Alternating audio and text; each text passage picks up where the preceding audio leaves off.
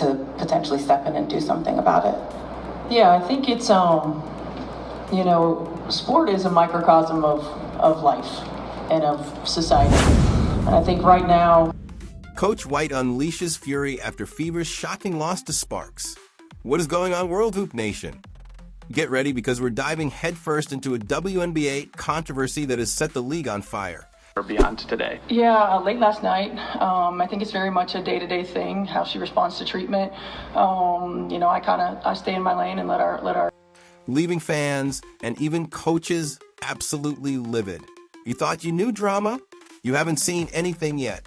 The Indiana Fever, a team that have been absolutely unstoppable recently, fresh off crushing Paige Buchers and the Dallas Wings, dominating the Minnesota Lynx for their first Commissioner's Cup championship, and even destroying Aya Wilson and the mighty Las Vegas Aces in 3 straight wins.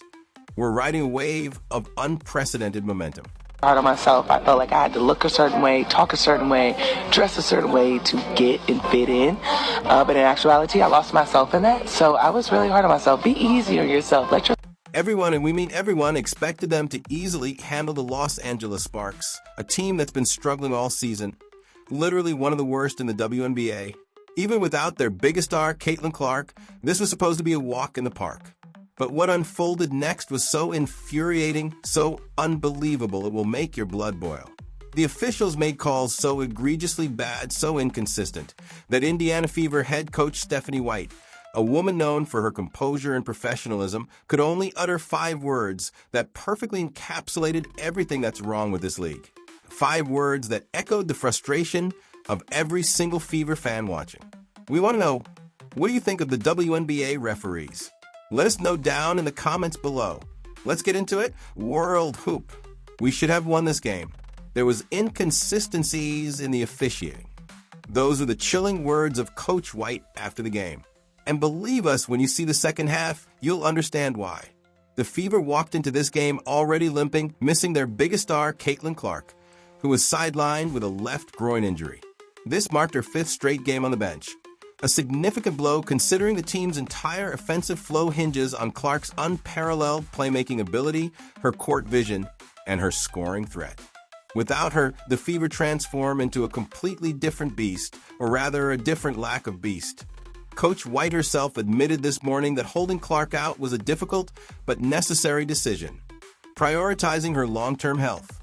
It's a day-to-day process, she explained, acknowledging that these types of injuries require time. Even for a quick healer like Clark, who's been doing everything she can to get back on the floor. The big picture, the long-term health, is paramount. But wait, there's more. Just when you thought things couldn't get tougher, Dyrus Dandis was away representing her country in the FIBA AmeriCup. Her absence forcing the Fever to scramble their rotations, losing another key contributor who brings crucial size and experience off the bench. And then, the shocking news, Dana Bonner quit the team entirely. 3 major pieces, gone in one devastating blow. You'd think this would be a death sentence for any team, right? Here's where it gets truly interesting. Despite being so wounded, so depleted, the Fever were still heavy favorites. ESPN's matchup predictor gave them a staggering 72.9% chance of victory. and that's Lexi. I mean, she's always working her tail off on the defensive end. You know, doing all the little things that it takes to position us for success. MGM had them favored by 6.5 points. The logic seems simple, foolproof even. The Sparks are bottom feeder, struggling all season. The Fever had just completed that incredible 3-game winning streak, proving their mettle. Aaliyah Boston was playing phenomenal basketball. Kelsey Mitchell was stepping up as a natural leader. The team chemistry looked rock solid during their dominant performances. How could Indiana possibly lose this game? Well, something sinister was brewing beneath the surface. Without Clark, the Fever's playing pace had slowed dramatically. The ball wasn't moving with the same electrifying energy. Boston wasn't getting enough touches to dominate in the paint like the unstoppable force she is. The offensive system that worked so perfectly with Clark orchestrating the show began to unravel. Even with multiple all-star caliber players on the roster and the Sparks fighting tooth and nail just to stay competitive on most nights, the question lingered. How in the world could Indiana possibly lose this game? The expectations were sky high. Everyone thought raw talent would simply overcome the missing pieces. The Fever had proven they could win big games. They had championship-level players still on the court. The Sparks were supposed to be easy prey for a team with Indiana's remaining firepower. This perfect storm of missing pieces created the exact conditions for disaster. The team chemistry that looked so strong during their winning streak was undeniably built around Clark's leadership. Without her organizing the offense, cracks started to show. Role players who thrived in their defined spots suddenly had to do more. The pressure mounted as the game began, with all these handicaps weighing them down. Coach White touched on consistency, noting that a high attention to knowing personnel and execution is key, especially with limited practice time. But even as the team struggled, 3 players absolutely refused to let the Fever go down without a fight. Aaliyah Boston, ladies and gentlemen, absolutely dominated the paint all night long. She finished with a monster 23 points and 12 rebounds in what should have been a winning performance. Boston shot an efficient 9 of 17 from the field and knocked down 5 of 7 free throws. She finally got the ball when it mattered most and showed everyone exactly why she's such a special player, even delivering an and one with an offensive rebound that reminded us all of her incredible change of pace and burst. Kelsey Mitchell stepped up huge in Clark's absence, dropping 19 points and nailing 3 crucial three-pointers when the team desperately needed scoring. Mitchell even reached a massive milestone, playing her 251st game for the Fever, with only the legendary Tamika Catchings having played more games in franchise history. Mitchell's leadership shone throughout the entire game, keeping the Fever competitive against a team they absolutely should have beaten easily, hitting clutch shots that seemed to keep hope alive. But that's not all. Natasha Howard brought her veteran presence and absolutely lit up the scoreboard, finishing with 21 points and 9 rebounds in a near double-double performance. Howard shot an incredible 8 of 11 from the field, including a three-pointer, and knocked down 4 of 6 free throws, providing crucial scoring on both ends of the court, even answering a three-pointer from the Sparks with one of her own. These 3 players carried the entire team on their backs. They were putting up championship-level numbers against a team that was supposed to fold under pressure. Boston controlled the paint like the all-star she is. Mitchell hit clutch shots that kept the Fever in striking distance.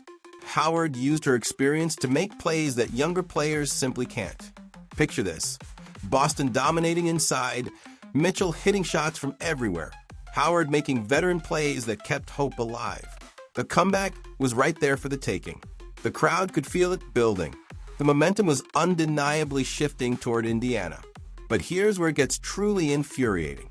Their individual brilliance, their superhuman efforts, were being overshadowed by absolutely horrible officiating. The refs made call after call that went glaringly against the Fever. Sophie Cunningham got grabbed by the neck, and instead of a blatant foul, the refs awarded a jump ball. This wasn't just a bad call, it was a momentum killer, a head-scratcher that had everyone in disbelief. The controversial calls piled up throughout the final minutes when the game was on the line. You could see the frustration building on the court. These players were giving everything they had. Boston was playing at an elite level. Mitchell was hitting shots that should have won the game. Howard was making plays that showcased her championship experience. But the refs, time and again, kept making calls that took away their chances. Aaliyah Boston, the best center in the game, was inexplicably called for every touch foul, ending up in foul trouble all season long, yet still putting up MVP-type numbers. Meanwhile, players like Breanna Stewart, Aya Wilson, and even Kelsey Plum seemed to get every call, every touch foul, every phantom whistle.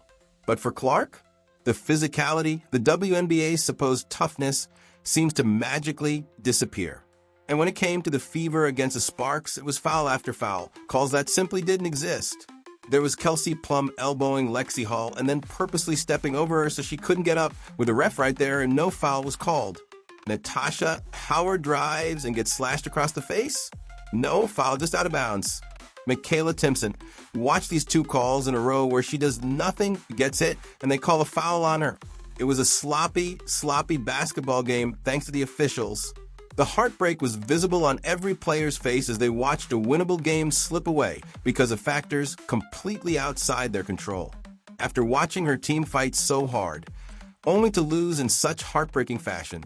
Stephanie White finally spoke. The post-game press conference was tense. You could see the frustration etched all over White's face. She had just watched her players give everything they had. Boston dominated inside. Mitchell hit clutch shots. Howard made veteran plays. But it still wasn't enough. The reporters waited for her response. White is known for being composed and professional. She always chooses her words carefully. But this time was different. This loss hit harder than most.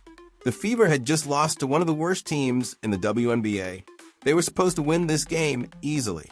And then she delivered her response in just 5 powerful words. We didn't get the calls.